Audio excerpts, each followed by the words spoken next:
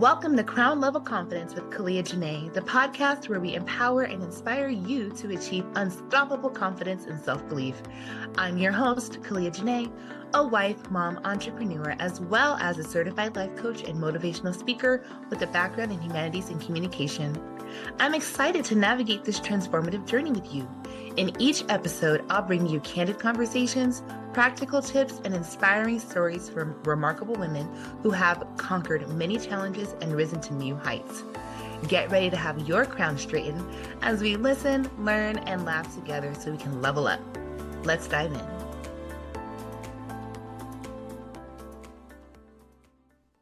Hello, everyone, and welcome to this newest episode of Crown Level Confidence, where we're leading women worldwide to lower their stress and raise their confidence through candid conversations of women of power and wonder and excellence. I am so excited for today's very special guest. I know her in a couple of different capacities, and I am excited to share her with you all today. So I have with me Judge Regina Matthews. We're going to call her Regina for today. So hey, Regina. Hello, Caliah. How are you? I'm great. I'm ready to have this conversation. So before we dive in, I'm going to share with our audience a little bit about you, and then we're going to have a conversation that is more about you and how we can inspire another woman. Sound good? Sounds perfect. Thank you. So let's see here. We have Regina. She is a wife, a mother of two, who also serves as Magistrate Court Judge in Gwinnett County, Georgia. She grew up in inner city Chicago under circumstances that could have broken her spirit and her will. But because of her faith in God and love from her family, she has lived to fulfill what she considers her dream life. Get excited, y'all. When she's not with her family or on the bench, Regina enjoys giving back to the community and especially welcomes opportunities to mentor young girls and young women. Y'all get excited. Doesn't she just sound like the best? I'm so happy you're here. I am happy to be here. Thank you for that. Awesome. So, that was a power-packed introduction, nonetheless, but I know that there's more in between the layers. So kind of take us through what that's like. Inner city Chicago. I'm a Cali girl. Okay. I've been suburbanized. I don't know that life. So kind of bring us more, into your upbringing and now where you are today. I'm sure you've seen and done a lot. I have. And then, stop me if I get too long-winded, but, my story definitely started, in Chicago. And I will say I grew up in a neighborhood where we saw a lot growing up as kids. When I say we, I mean like my siblings and I and the friends that we grew up with. We saw a lot, and probably more than any children should see and experience. But all the things you think about growing up potentially in an inner city. Our neighborhood was rampant with gangs and drug culture and violence and all of that. But and look, you can go and look up the Austin community of the west side of Chicago and read all about the bad stuff, because that's what they show a lot of and tell you a lot about. But what I will say is, the neighborhood I grew up in consisted of a lot of people with a lot of resilience too. And in a lot of ways, it shaped, who I am and how I view life, because sure, we had some circumstances that were not great, but we had a community of people who looked out for each other. I think about the times when like my mom would have like a barbecue just, out of the blue for no reason. And she would end up feeding other kids in the neighborhood. Everybody would come by and say, Miss Parker is cooking, so let's go down and get some food off the grill. And she would feed like the community. But in the same, at the same token, when we had hard times, because my mom was a single working mom, she worked a lot, but there were times where we struggled too, and it was returned to us as well. I can remember very vividly a family, who basically said, "Come, like, look in our freezer, get what you need," and like they looked out for us. When my mom couldn't take us to church like she used to because of her work schedule and a lot of things she was dealing with, we had a family that took us in and was like, "Okay, y'all are just going to church with us then." So my brother and I, we would pile up in their car, and they became our family. And so I think more about times like that than all of the negativity, I guess, that I could focus on. But that taught me a resilience and a perseverance that I think it may be lost to some people who don't know a lot about the folks who grew up in those kind of neighborhoods and circumstances. So, I took all of what I learned about, my faith and, those times where I did spend like all day Sunday in church, and what I learned about community and family, sometimes being not just the people you're related to, but, your community and how communities can look out for each other, even though, we may not always have the best of circumstances, that there's still a lot of great things that can come from those environments. So fast forward to today, I am living my dream, as you said in my introduction. I guess people say I defy the odds, right? Again, you can go and look at statistics, or whatever, but maybe it wasn't, on my bingo card, so to speak, for me to make it out of the hood and go on to live the life that I'm blessed to live. But I don't think I've done anything exceptional. My parents, even though I didn't grow up with my dad, both of my parents instilled the importance of education. And, faith, again, is always been a really huge part of my upbringing. So, I relied on faith, and I remembered the importance of education. And I really think that I've ended up where I am because of all of those things, not because I did anything exceptional. I did what I was supposed to do, I feel like. And that makes sense. And I personally, I appreciate the fact that you're like, hey, listen, I worked hard. I gave it to God.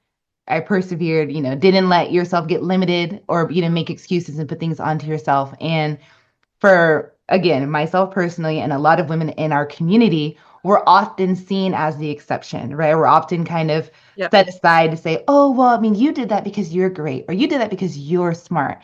And it's Right. like, well, I did like you said, what I was supposed to do. I read the Right. rules, I read the standards, right? I pushed myself, I applied myself, again, with God's grace and with the community, that you were able to build and hang on to over time.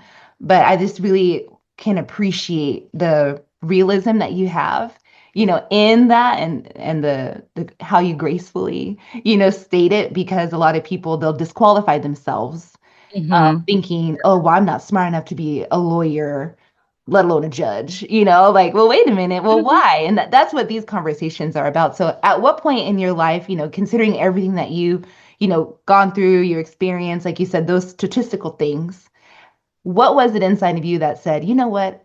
I want more, I can do more, I can be more, and I'm going to go after it?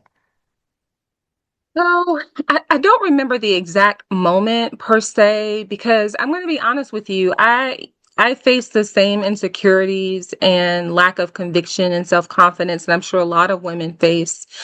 And I've had my moments of that for sure. And, I can give specific examples in a little bit, but I knew from a young age, really, really young, that I wanted to be a lawyer. And I honestly don't know how that seed was planted, because I didn't grow up knowing lawyers. No one in my family had become a lawyer.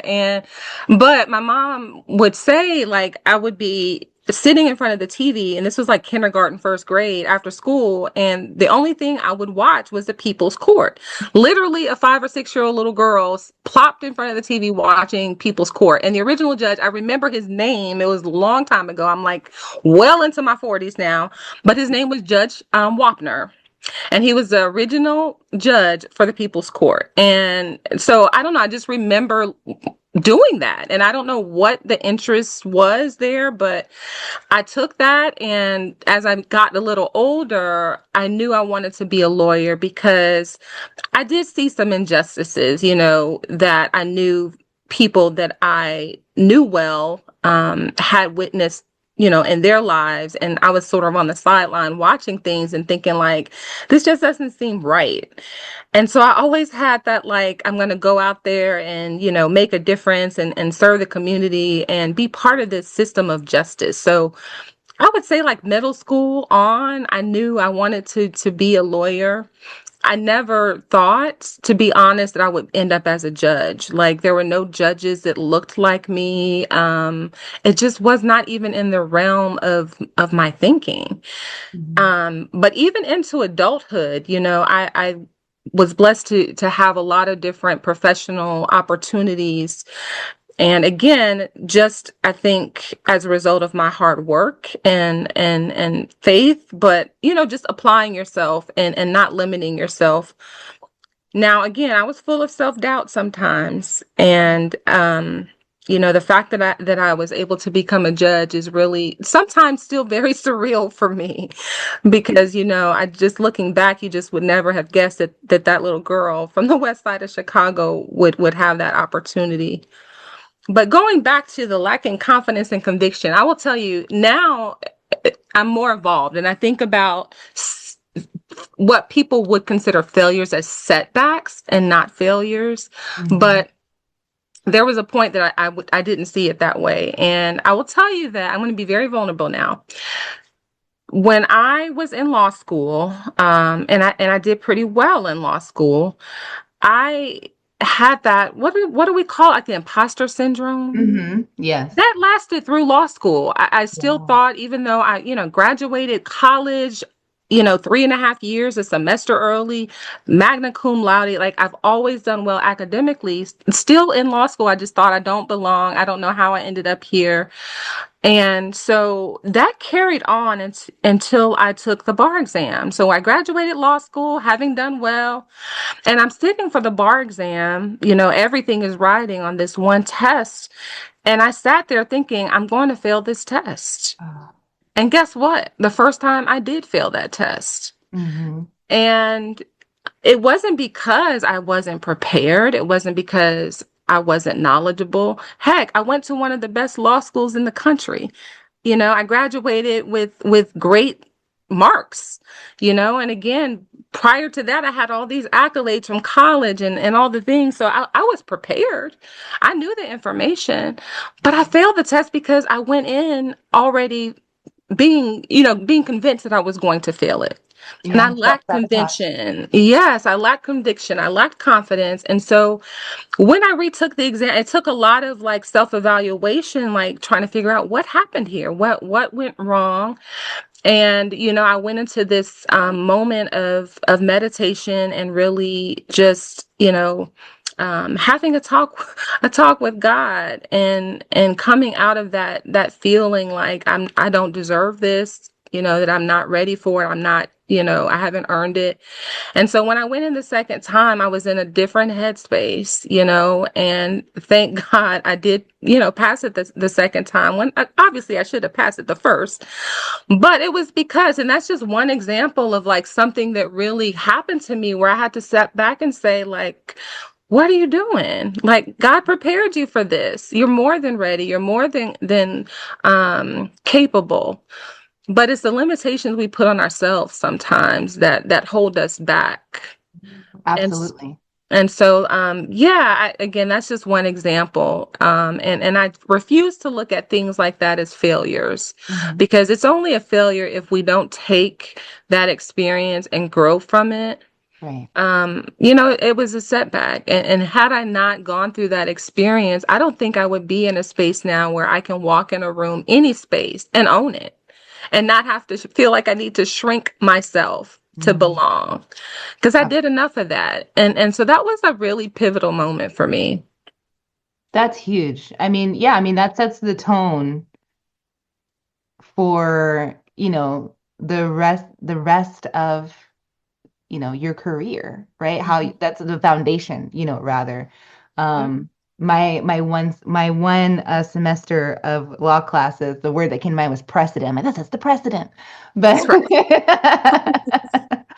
um, so what would you say in another way? What would you say to the women out there who they're in your spot right now? Hmm. They are, technically prepared, right? They are Right. educated, they're sound, they're at a level where they're on the cusp of that new level and they're holding Hmm. themselves back for one reason or another. What are the Right. words that you want them to not only hear from you, but to be able to say to themselves, because again, they're educated, they're prepped, they're Mhm. ready, but they're in their own way. Like, Right. help us get out of our way. Yeah. And so the first thing I would say is just remember, because, we all go through times that are really, really difficult. And usually that's when we have the most self-doubt, when something's really, really hard. And I would just say, remember that your journey is harder, perhaps, right? Because your calling is higher. And so just think about that. Like I feel like sometimes we believe that we're going through a certain moment in life because, God is just he's forsaken us, right? But I always say there's a method to the madness. And maybe, just maybe, God is pressing us because our calling is so much higher than we give him credit for. And sometimes I like to use the metaphor of, like, how artists, when you create like a beautiful glass sculpture, I mean, it doesn't start off that way. It has to go through a lot of, like, heat and a lot of pressure to get to that beautiful piece of artwork. And so, yeah, think about that in those moments when you're riddled with self-doubt, but you know that you're prepared. At the end of the day, you know that you're prepared. You know that God isn't, I think about the story of Moses too. I use a lot of analogies.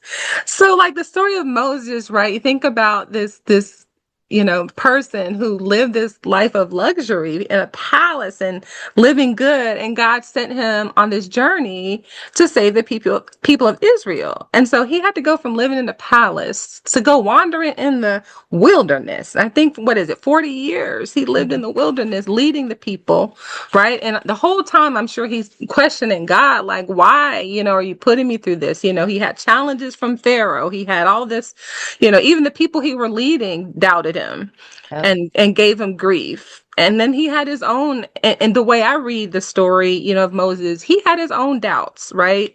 And Mhm. questioning himself the whole time, and like, Lord, why me? And like, oh my gosh, this is terrible. Like, but in the end, God had a plan. God Yeah. had a plan. And guess what? God's plan was fulfilled because Moses successfully led the people, out of captivity, and to the promised land. And so I just think about things like that when I'm going through, when I'm having that self-doubt, like God is putting me through this, whatever it is, or exposing me to this, whatever it is, this hardship or this setback, for a reason. And I may not know it at the moment, but hold on to just knowing that God might be molding you. Absolutely. That's powerful. I was scrambling. I should have been more prepared. I was scrambling to get my notes together. She said your journey might be harder because your calling is higher. That is one for the wall, okay? You Mhm. heard it here, Regina Matthews. So we're not quite at the final word yet, but it is quickly approaching. But I have a burning question. I get asked Yes. this question all the time, and I'm sure our listeners, our ladies, they're thinking this in the back of their minds because I mentioned something that's really important in your bio, and we haven't even touched on it yet. There's not enough time. I We'll have told to you have you when back I in the start future. talking, yeah, I could go all day, but No, it's good. So there's an important element over here. We grazed over it, and it's so massive to a good number of women in our community. You have had incredible success, right? You were this stellar law student. You were crushed it as a lawyer. You became a judge. You're doing all these wonderful things. You guys, I don't know if you remember, if you're going to rewind it and listen to the intro, but our girl Regina here is a wife and a mother. Okay, those things didn't just fall into her lap all of a sudden. They didn't just, happen overnight. These children are not raising themselves. The husband is not husbanding alone. So bring us in as much as you feel comfortable on what this dream life is like, not only just the career, but as a right. woman who is navigating, because this conversation will never get old. People ask me all the time, how do you do all the things you do? You're so busy, you have these small kids and a husband and a Mhm. house and a dog.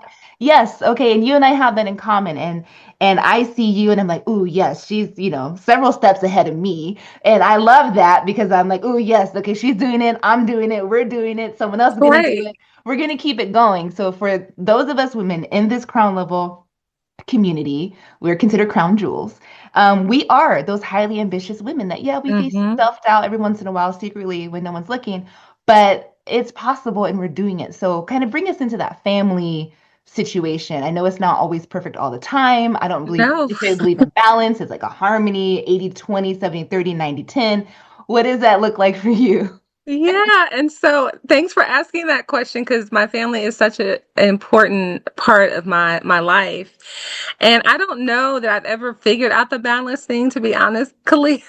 Like, I feel like some days, it is 90-10. Some days it's 80-20. Some days it's 60-40. Whatever. Every day looks different. But what I will say is I am made whole because of the gift of my two sons, my amazing sons, and my husband. And being the spouse of a really ambitious woman, and the mother of a really ambitious woman cannot be easy. So I call them all collectively my boys. I give my boys a lot of credit because, when I sit back and think about like the sacrifices they have to make, not only because I work hard and a lot of my time is devoted to work, but as you know, Caliah, on top of just being a judge on the bench every day, now I've thrust them into this world of politics because I'm running for Superior Court in my circuit, and so now they're thrust into not only having a mom they have to share with the litigants that appear before her every day, but now we have to share it with all of Gwinnett County. So, they're really great and they help keep me grounded and they help me remember that I am more than Judge Matthews. To them, I'm just mom. And to my husband, I'm just Bay or Pooh is really what he calls me most of the time, Pooh. And so, yeah, I am blessed to have, honestly, I never knew that was going to have kids. Like when I was growing up, I was just like, oh, it's a lot of responsibility and, just kind of seeing the world and sort of how things had evolved. I'm just like, it'll be hard raising kids in this world. But, God saw different. God saw different, and my two sons, one is actually 18 now. So I guess I don't know if I can consider him my child anymore, but he's Always. always my baby. And then my youngest is 14, but raising them has been like one of my greatest joys. And really life I feel like is not worth living if it's not for them and for my husband and for our dog and the life we've created, all the things that I'm doing in my career. To share it with them is really what makes it meaningful. So they're a whole vibe, and and they create a whole vibe for me. Yeah, Awesome. I love that. And thank you for sharing. Like I said, it's something that cannot be unacknowledged, for right? sure. I have personal experience with this, so anyone who knows me, very well since pretty much college, I aspired to do the career path that you're currently on. That was always my aspiration. I was going to be a lawyer, and then I was going to go into judgeship. Like if you Yeah. would have asked me at, anywhere between ages like 16 to 20, which, is no, not 16, middle school is beyond 16. Anyway, middle school through college, it would have been, oh, she's aiming for Supreme Court. Like she's going to take it all the way to Mhm, the top, mhm, right? I was heavily discouraged along the way. And mm, ultimately, it was my choice to not, go into law school and, to choose a different path, which I'm very yeah, happy with right. now. But along the way, I was heavily discouraged from pursuing that career path because I was constantly being told or, guided, redirected, Mhm, however, oh, well, mhm, there's not really a lot of space for you to have family time, or you'll be mm, single for a yeah, long time, or, it gets lonely when if you're successful at it, and just all these different mm, things. And yeah, I allowed that to dissuade me from, my ultimate dream, your reality, if you will, at the time, to say, okay, well, if that's how it really is, then I need to do something different, right? yeah. Again, I have really no regrets. I give all glory and honor to God because, He molds me, and directs my path. But I And you're know where that you're there are supposed to women, be. You're where right? you're supposed to be. Yep. Yes, thank you. Absolutely. Just for the other women who, are going through that now and they may not feel as confident yet to double down. Right. when people are coming at them to say, oh, Hmm. it's not possible, or it'll be too hard, or it's not worth Yeah. it.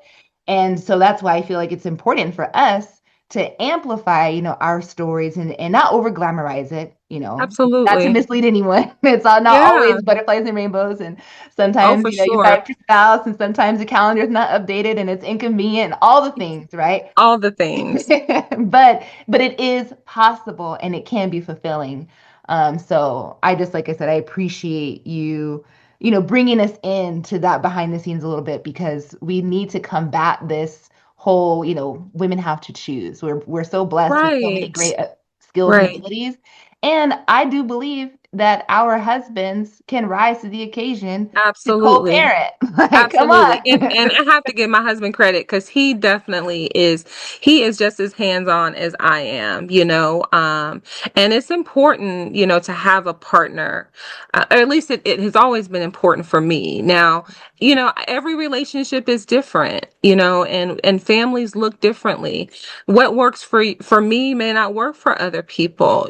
There are some moms who may feel like they want to devote all of their time to rearing their children. And that's okay too. There is no right or wrong answer. But certainly for the women out there who are thinking like, you want to have a life outside of raising your children. And again, the other way is totally fine. But yeah, just know that it is possible. And don't let other people dictate what your life should look like, because what God has for you is for you. And if he wants you to be a successful businesswoman and have children and a husband and all the, fabulous life, then that's what's going to happen. But also understand that if that's not what your life looks like, then that is okay too. But you define your life, right? Don't let other people define it for you. Um, and we as women, I think, again, I can relate to that. I can relate to people saying like, you're doing too much, you're team too much. Like Right. there's no But way you're going to balance. be able to fulfill all these things you want to fulfill and have, a balanced life. I've heard that so many times, you know. But you prove people wrong, right? You just prove people wrong. And here I am living a happy, fulfilled life, with balance of work and family. And again, I don't always get it perfectly right. I really don't. But, it is what it is. And I'm happy and it looks good for me. Right. Right. Yes, and that's what matters the most. So the time has come. It's that No one time heard when the timer we're because I speaking. silenced it. I caught it in time. But it is time for the final word. And I could have this conversation all day, every day, but we're going to wrap it up, for our listeners. So this is a point in the conversation where, where the girls are getting out the car. The lunch break is almost over. They got to get the kids up Yeah. from their naps. So we were wrapping up the conversation. Regina, Judge Matthews, all the different tiaras and hats that you wear. What is the final word that you want to leave us ladies with from this conversation?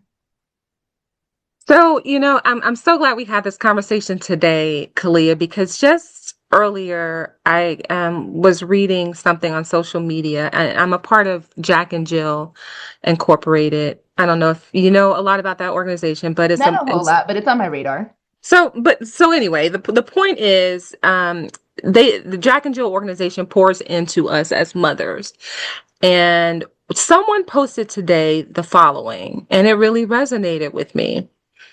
It said, release what you can't control. God never asked you to carry what only He can fix. And then it also reminded me that we have to pray specifically and boldly. And finally, rest in God's timing. Transformation often happens quietly before it shows publicly. So those three things, I was like, wow, how timely is this? Because I knew we would be having this conversation. And that's something that I think all women can remember. And if nothing else, you know, just think about your faith. Think about all those before you that have persevered and have overcome. And as women, we have a resilience, an innate resilience that I think we have to own. And so during those tough times, just remember, your journey might be harder because your calling might be higher. And just hold on to that. Oh, I love it. I love it. And I know our listeners do too. So you guys, I I have thoroughly enjoyed Regina Judge Matthews here on the conversation with us. And I know you all have to make sure you comment, send her some encouraging words, whatever resonated with you. Go ahead and show her that love. No, she's not going to clear your parking tickets. She's not going to get involved in your cases. So don't even try to go that route, you guys. Just kidding. Our members don't do that. But again, we so appreciate you taking the time out of your clearly very busy, successful life to pour into another woman to help her overcome imposter syndrome or overcome, whatever is holding her back in her confidence to get to that next level. So if you all are want to keep in touch with Judge Matthews like I do, you can follow her on social media. We have all of her accounts linked in the description of this podcast. So at Judge Regina Matthews on socials. You can also visit www.judgematthews.com. Okay. And get more information about her platform. I am happy to say I have publicly endorsed Judge Matthews' candidacy for the Superior Court in Gwinnett County. And I will continue that sentiment by saying she's always been very clear, very kind, and very consistent. Those things are important to me and pillars that I believe are important for those who represent us and are a part of our whole judicial system. And her, being the epitome of those things, I believe she belongs in office. So I'm going to use my platform to echo that. I appreciate that so much. Thank you for saying that. Absolutely. Yeah, we have to, stick together, not just, as women, but in our community. And y'all, if you're not registered to vote, please do so. We have listeners worldwide, and you may be in different municipalities and different structures, but however you can be involved civically, just take the time to look it up. Google it real fast. Ask a friend who's qualified to lead you in the right direction. But look it up, participate, exercise your rights because it is very important. You have a voice to use to influence, your community and your way of life, and it's your job to do it if you have that privilege. Like you better preach, Caliah. You better preach. Look, we can do a whole nother episode on that. Don't even get me started with using our voice and voting. Oh my gosh. Absolutely. So y'all stay tuned after this for some announcements and words from our sponsors. And again, thank you so much for your time with us today. It was my pleasure. Well, y'all, it has been another fabulous episode of Crown Level Confidence Podcast. And, as usual, I love y'all. But more importantly, I'm grateful that you love me too. All right, y'all, we're signing out.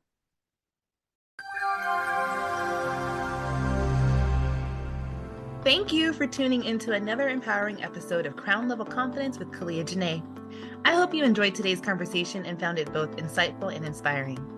If you'd like to be a featured guest on the show and share your journey of confidence and self-belief, please reach out to me at podcast@caliahjanae.com.